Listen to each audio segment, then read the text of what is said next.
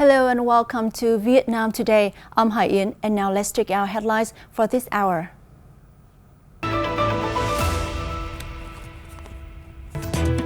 Hanoi among world's 100 smartest cities. Khao Sa Station become freight station in international rail freight network. And night tour creates a tourist highlight for Củ Chi turners. Now, Hanoi, the capital of Vietnam, was named the world's 97th smartest city, moving up 3 places from its ranking in 2023, according to the 2024 Smart City Index. Hanoi has eyed vast and sustainable development in the direction of green urban area and smart and modern city by 2025. The capital city aims to cement its status as a smart and modern city and gradually connect with the regional and global smart urban area networks by 2030. According to the Hanoi Municipal Committee, the city has reaped significant achievements in its digital transformation over the past time. Together with accelerating the building of the e-administration, it has applied scientific and technological advancement to handle urgent issues, forming elements to develop a smart city. Now, the Vietnam Railways Corporation held a ceremony on May 2nd to launch the first international freight train departing from Khao Sa Railway Station in Cao An Commune, Cẩm Giang District in Hải Dương Province.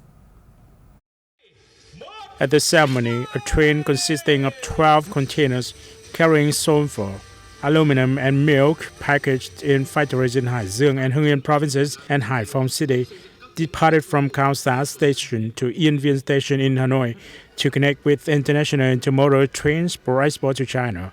According to the Vietnam Railway Corporation, this event marks Khao Sa Station becoming a freight station in the rail freight network, participating in domestic freight transport from Hải Dương province to other provinces and vice versa, and at the same time becoming an important link for the international transport network.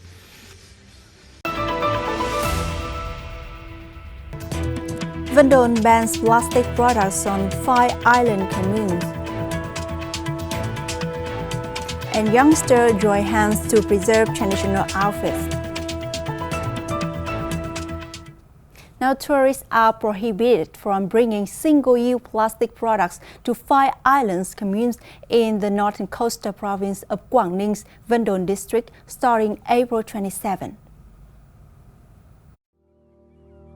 With the communes consisting of Quan Lạn, Minh Châu, Ngọc Vừng, Thắng Lợi, and Ban Sen, visitors and residents are assisted in using environmental-friendly, recyclable products as alternatives for plastic bags.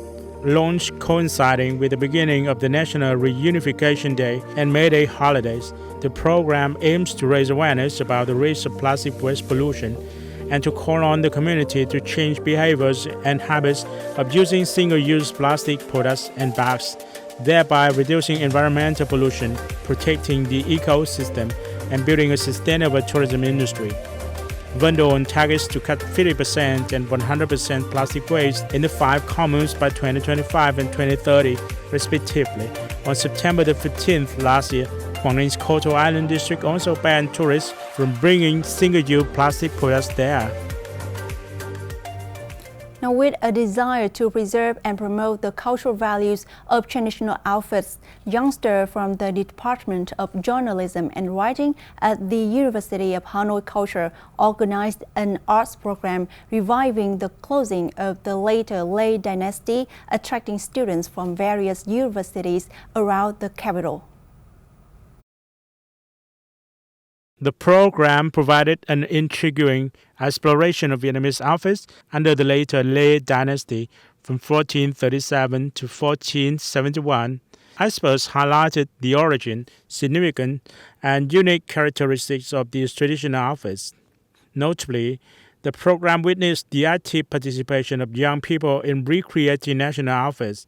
They shared their insights into the unique features of the traditional outfits, as well as expressed the passion and desire to preserve and promote the national cultural identity.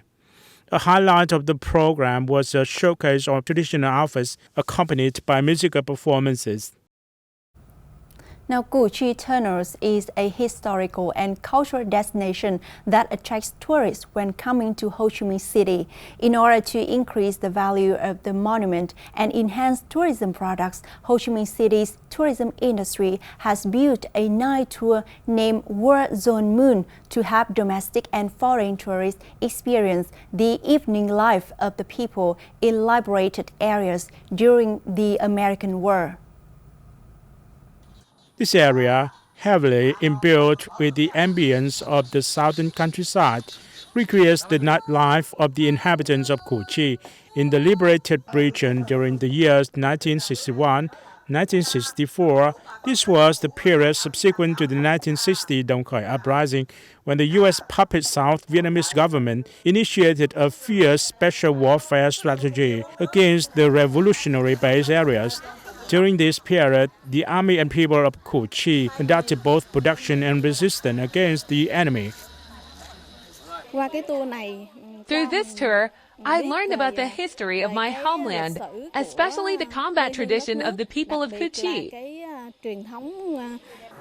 Partaking in this night tour, visitors can build sand tables and watch 3D movies that recreate the Battle of City of Falls.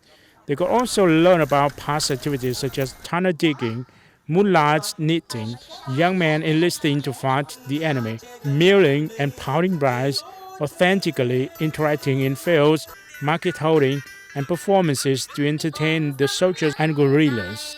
Each night we perform like that. I feel as if we are recreating the lives of our ancestors. I'm very joyful to have direct access to the old days that I only learned about through books.